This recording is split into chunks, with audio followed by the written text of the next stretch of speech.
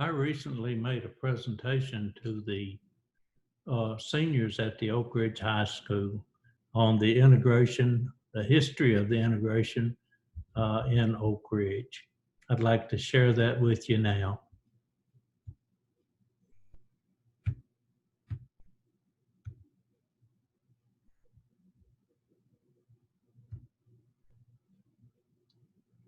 So this is a brief integration, or a brief history of the integration in Oak Ridge. And I presented it on the September the 4th, 2020, at the Oak Ridge High School to the seniors. I started out by talking about the native peoples had been here thousands of years. The Yuchi were the last in this area. Cherokees were to the south. And the valleys and the ridges provided shelter and good hunting. Streams provided the necessary water. The white settlers began to arrive in the late 1700s and did treaty with the Cherokee for the land, even though the Cherokee really believe you can't own the land. But they did treaty with the white people and gave access to the land. The first settlers claimed large parcels of the creek and the river bottom land. In the 1800s and up to the Civil War period, large plantations existed using slave labor. The African burial ground near East Tennessee Technology Park is evidence of this era. There's also a small cemetery near the Gallagher family cemetery where the house slaves were buried.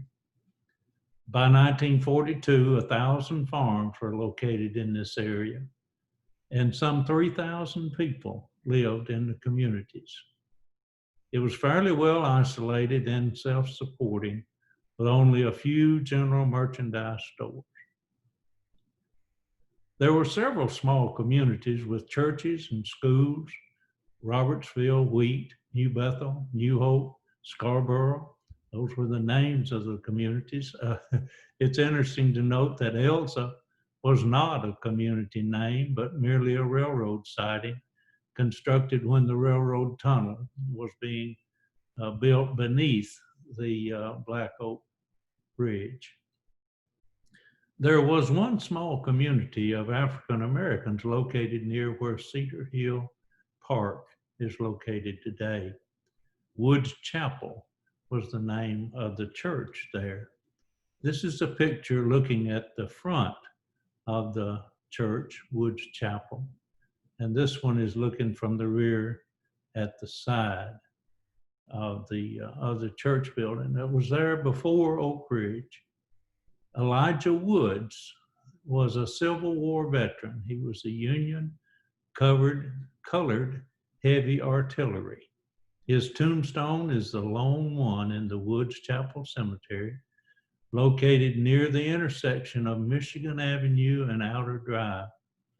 There are several field stones and approximately 20 graves there according to the records for that cemetery. Notice the words written on there are the abbreviation COKUSCHA. That's on his tombstone, and it stands for Company K, United States Colored Heavy Artillery. African Americans were a part of the workforce here during the Manhattan Project, but they were not treated the same as the white people who came here to work on the project. They were not allowed to bring their children, and husbands and wives could not live together. They lived in hutments, similar to what you see there, a 16 by 16 foot plywood structure with no windows, just wooden flaps for windows. The interior is replicated in the K-25 History Center. There's a stove that's in the middle, and then a bed on each of the four corners and a chair. That was the extent of the furnishings in the hutments. Now, Katie Strickland figured a way to get to spend more time with her husband. They had the ladies in one section, a fence around that area, and then the men in another section. And what she did is she asked for someone to bring her a piece of metal out of that construction site. And she took that piece of metal, made it into a biscuit pan. She would prop her pan up against that center stove in her hutment and would make biscuits on that pan. Then she would take those biscuits and give them to the guard so that he would let her husband stay longer with her than would normally have happened. Katie figured out how to work the system. Now, there was another story I want you to know about, Jesse Ernest Wilkins. He entered the University of Chicago at age 13, the youngest student ever admitted there. But when he was considering to come to Oak Ridge, there was a problem. Oak Ridge was like the rest of the South in that they were under the Jim Crow laws. We'll talk a little more about that later. They enforced racial segregation. These laws, which arose from a post-Civil War and post-Reconstruction ideology that promoted white supremacy and Black subjugation. It was a way of life in the South, likely would have prevented Wilkins from assuming a scientific post here. If Wilkins had moved to Oak Ridge, he would not have been allowed to eat and chat with the white men he was supervising in the whites-only cafeterias and recreation halls. If he rode the bus anywhere in Oak Ridge, he would have been forced to ride in the back. These quotes are taken from a Historically Speaking column that Carolyn Krause wrote for me, and we published in the Oak Ridger. But there were changes over time. Things began to change immediately after World War II ended with the dropping of the 2 atomic bombs. Gamble Valley was designated as a family housing area for African Americans. Children were allowed and families could live in houses. Scarborough School moved to Gamble Valley and brought the name of the school with them, now known as the Scarborough Community, named for that school. Then in 1954, Brown versus the Board of Education made a distinct change and indicated that segregation should stop and that integration should proceed in a reasonable manner. And many people, many places didn't think that should be done quickly, but in Oak Ridge, that was not the case. The Atomic Energy Commission indicated that the school should integrate the next year. In 1955, the Oak Ridge High School and Robertsville Junior High School did integrate. 85 people came and became a part of that whites-only school up until that time. Now, a person I want to talk to you about just a little is Waldo Kahn. He was the chair of the Oak Ridge City Council in 1954 and 55. He wrote a letter to Congressman Howard Baker, that's Senator Baker's father, saying there was a tempest in a teapot in Oak Ridge because he had favored integration of Oak Ridge schools. He faced a recall vote which failed. It had to get a 2/3 vote to actually remove him from office. However, he felt that he was just continuing to cause problems if he stayed as chairman, so he stepped down as chairman, resigned from that position, but he stayed on the council. The integration proceeded with only minor resistance. Even the ones who indicated they were going to have their children boycott the school didn't really do that. And there wasn't much formal resistance at the time, just minor. Yet it was not an easy thing to accomplish. And oh, by the way, we didn't have anyone to come in out of town to stir things up. Again, remember, Oak Ridge was a little different place, maybe than Clinton, that had difficulties the next year. But the people who experienced it personally know the details, but few talk about those details. You see, the accomplishment is what's important. the little, well, I say little, but to them it was a big thing. During the integration, there was name calling, there was uncomfortable situations, even I understand some fist fights, but just between the kids, they were figuring out how to deal with this situation and to make the most of it, the best of it. And the 85 were very strong in their character, being able to undergo those transitions. I want to tell you a story about Reverend James Spicer. He tells this story, calls it an Oak Ridge story. And it begins with the only town in America that was built and maintained by the federal government as a Jim Crow town. Now let's talk about that Jim Crow a little bit. Those were the name given to the laws, certain laws that were enforced actually from 1877 to the 1960s that were designed to maintain segregation and favored white supremacy.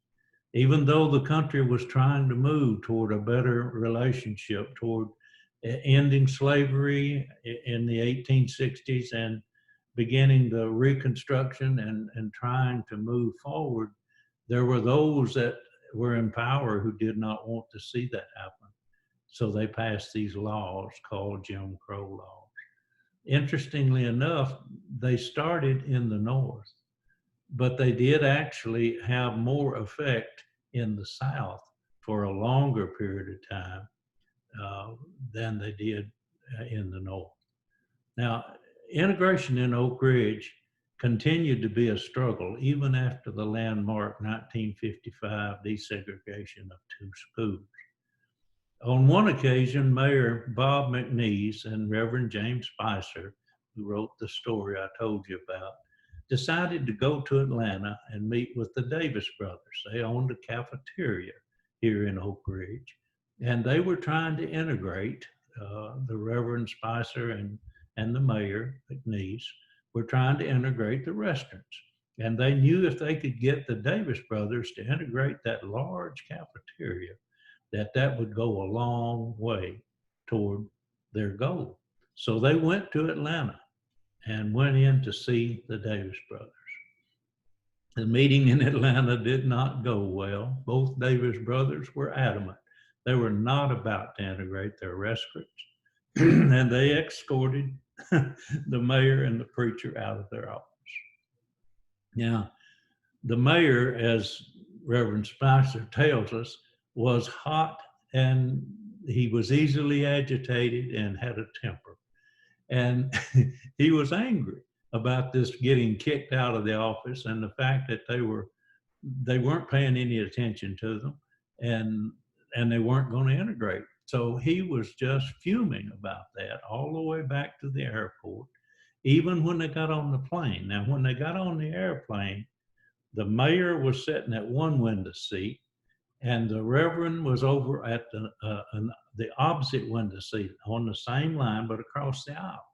And they were still talking back and forth to one another. And the mayor was still agitated. And a young man, well-dressed young man, came in and sat down by the reverend.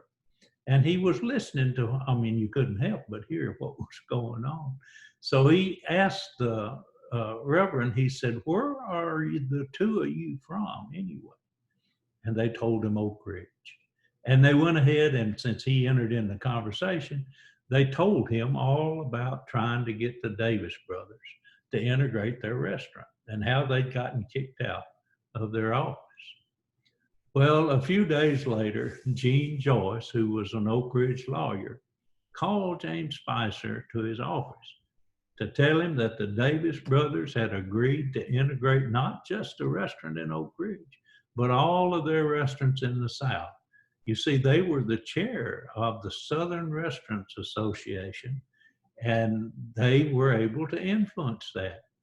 So, of course, Reverend Spicer wondered what in the world caused that. And Gene Joyce told him, said that young man that was on the airplane was Guilford Glazier's son. Now, Guilford Glazier owned the downtown shopping center at the time, and he rented the Davis Brothers cafeteria to them. So they were paying rent to him for the cafeteria. He also rented them the bowling alley. Now, the bowling alley wasn't doing real good. The cafeteria was making a lot of money, but they were struggling with the bowling alley. So what Guilford Glazier told them is, said, look, you've got, I believe it was 6 more years of rent in the contract on that bowling alley, and it cost $8,000 a year. He said, I'll give you the rest of your contract on that rent free, if you'll integrate your restaurants. So they agreed, okay, that'll be good. We'll integrate them. Not only that, but they helped to influence the integration across the South for the bowling alley deal of $48,000. Now, the recognition of the 65th anniversary of the 1955 integration of 85 young students is great. It's really good that we finally recognize it. It's worthy of all the recognition that we can give them. It's been too long in coming. I was glad to see the Clinton 12 recognized a few years ago, and that too was too long in coming. However, public schools is an issue that we've talked about, because was Oak Ridge a public school or was it not? Well, that caused some hesitation on some people's part. But we've proven now that they were, in fact, considered a public school. And here's the reason. This public and private schools, how do they differ? Written in 1997, and there's a link that will take you to it. It says in a section titled "The Source of Support," it says the defining distinction between public and private schools is their different sources of support. Public schools depend primarily on local, state, and federal government funds. Notice that, federal government funds. While private schools are usually supported by tuition payments and sometimes by funds from other non-public sources, such as religious organizations, endowments, grants, and charitable donations. Oak Ridge was supported by the Atomic Energy Commission, a federal government agency. So yes, Oak Ridge schools were public schools by this definition, and there needs not to be any hesitation about claiming that Oak Ridge was the first public school in the South that was integrated. Thank you very much. I've been pleased to be able to present this to the seniors at Oak Ridge High School, and I'm happy to be able to share it with you now. Thank you very much.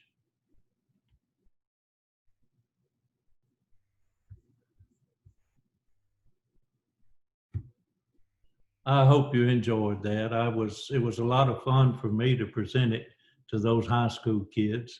They were very attentive. They seemed to enjoy learning the new facts, and it's always an opportunity, a good opportunity, when I get to talk to young people. So I thoroughly enjoyed that, and I hope you've enjoyed watching it as well.